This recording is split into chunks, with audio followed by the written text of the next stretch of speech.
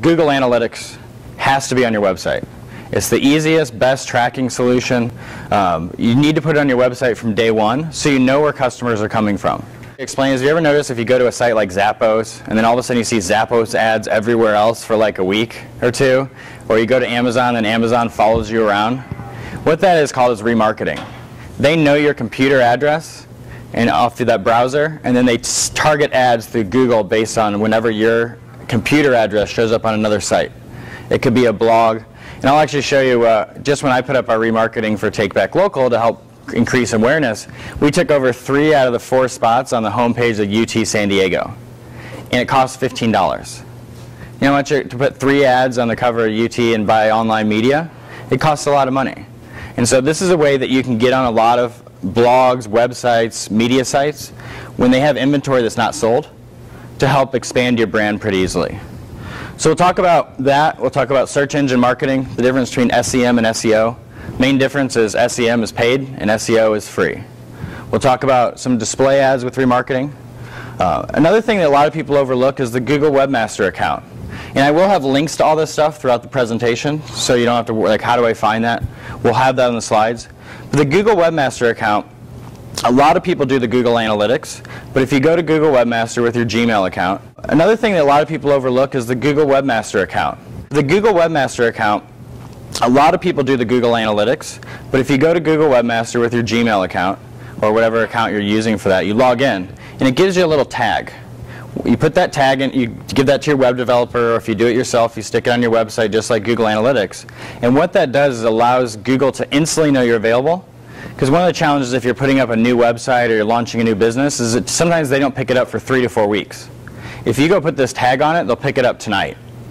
And so like when you launch a new website, you go put the tag from Google Webmaster, and we'll talk about Bing as well. What it does is it tells Google to crawl your site within 24 hours.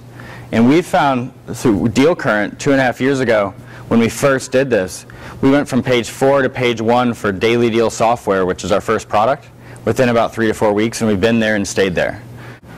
A cool one, this is kind of more of an advanced tool, and this is designed if you have like web forms, or you have video on your, videos on your site, or there's something you really want them to look at, and you want to watch how they're viewing your site. What it does is you put a little tag on your website, and it allows you to watch. It makes video recordings of the person on your website and what they're doing. So you literally get little like 30 to 60 to 90-second videos that you can watch a user go click on a button, go to this form, watch this, see if they watched a video, see what they left, see where they're confused, and then it tells you all the places they clicked. And it's like 29 bucks a month or something. And there's a free version that you can start off with. It's a great little tool to put on your website. What Aweber is really good for, the one thing MailChimp doesn't have, is if you want to keep, if it takes a while to educate your customer for your business, like let's say it's a pool company or it's a remodeling company, and you want to stay on top of mind for them, and sometimes it may take a year to talk to them, what Aweber is really good for is you can set up a series of messages automatic, so you actually don't have to do it as a business owner. You can actually set up like 12 messages. Let's say it's 12 newsletters that you want to be sent every 2 weeks over 4 months, because you know that's the time you're typically the sales cycle for your customer, is every time they opt into your website, they can be put into this series, and it'll send those individual people those 12 emails every 2 weeks for 12 weeks, or for 24 weeks if you did it every 2 weeks. And that really allows you to take the stress off you as a business owner, but allows you to stay on top of mind, or stay in front of those customers over and over with relevant content. YouTube is really not everyone knows a video site, but you want to look at it like a search engine. Like there's people that go on there and say, you know, how do I tile a floor?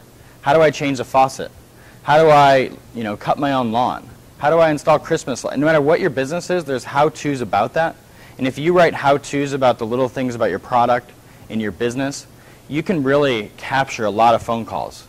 I mean, I was just talking to a marketer who was working on something like osmosis water filters, which they were getting like 1 phone call every 2 weeks because it just wasn't really like resonating. But they found that a lot of people were like searching on Google, on YouTube, what are the benefits of osmosis filters versus something else? They made a very short video, and all of a sudden they started getting 1 call every 2 days.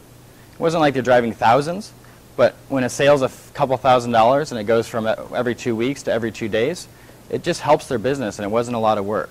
So search your industry on YouTube, how to do this, how to do that, and it'll really help you analyze where you can kind of fit into YouTube and really capture some traffic.